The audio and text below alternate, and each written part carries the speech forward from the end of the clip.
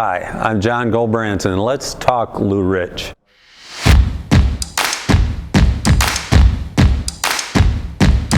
Hi, John and Lou Rich. Today we're going to talk about spot welding. What's spot welding? Well, as you can see, we don't have a torch here. We don't have anything but a positive and a negative. What happens, this goes into clamp mode, clamps two pieces of sheet metal together, and then the electricity the current comes. Creates immense amount of heat and welds the two pieces together, known as resistant welding. We're going to do a few.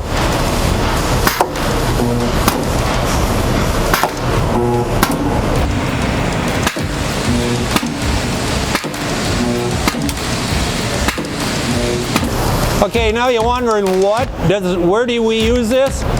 Well, in your common ordinary life, your car, your vehicle is held together with hundreds of spot welds.